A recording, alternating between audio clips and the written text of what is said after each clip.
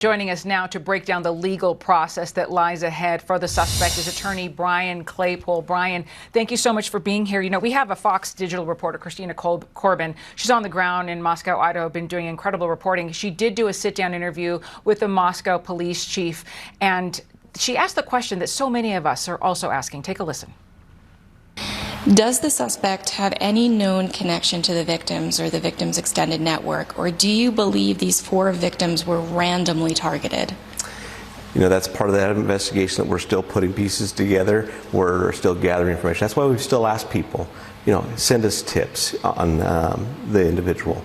Send us any information you have, because that's all going to build part of that picture. Still, it's going to give us even more information.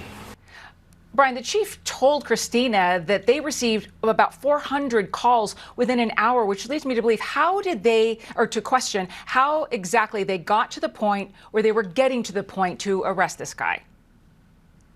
Hey, Alicia, great to be with you and Happy New Year. I mean, I think the game changer was the car. I've learned that they traced this car for weeks and finally located it, and that's what led them to Kohlberger.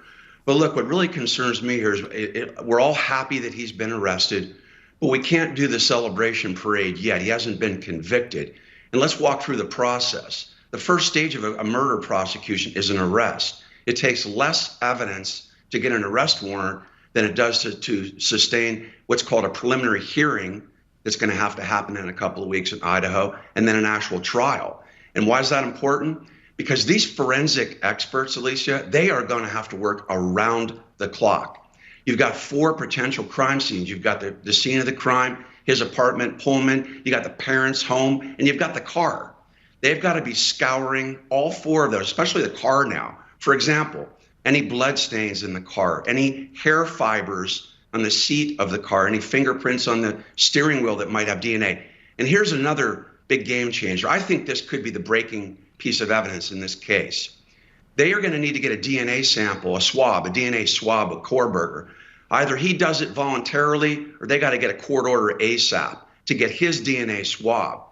And 2 of these victims had defense wounds. So I bet you anything that there might be some his skin under the fingernails of 2 of these victims, and they'll now be able to do that DNA match. I think that's really what's going to break this case. Now, last point I want to make is you got his phone, right? You got to go back to phone records, any text messages, because it would really help the case, Alicia, if they could show he knew these victims, right? Because the chief came out and said, look, this was targeted. So was he texting any of these victims on social media? Was he connected to any of these victims? Right. And then also his bank records. And we don't have those answers yet, because under Idaho law, everything is sealed until he gets to the state of Idaho, which leads me to the question about extradition. He has an extradition hearing next week. Could he fight this in a way that will significantly slow things down, or do you think he's going to be in Idaho by next week? Right. I think he's going to be in Idaho by next week. And again, I'm not defending this guy, but if he's smart and his lawyer, if he's talked to a lawyer and his lawyer's smart, they would waive extradition. Why? Because that accelerates the process. Under Idaho law, for example, within 14 days, Alicia, of him having his first court appearance in Idaho, there has to be a preliminary hearing. That's critical, because the prosecutors then need to have what's called substantial evidence at that preliminary hearing to prove each element of the crime. That's why this forensic analysis process is crucial. It's got to be done 24/7 within the next 2 weeks. Brian Claypole, we appreciate your time and expertise today, and we do want to wish you a Happy New Year. Thanks so much. Happy New Year.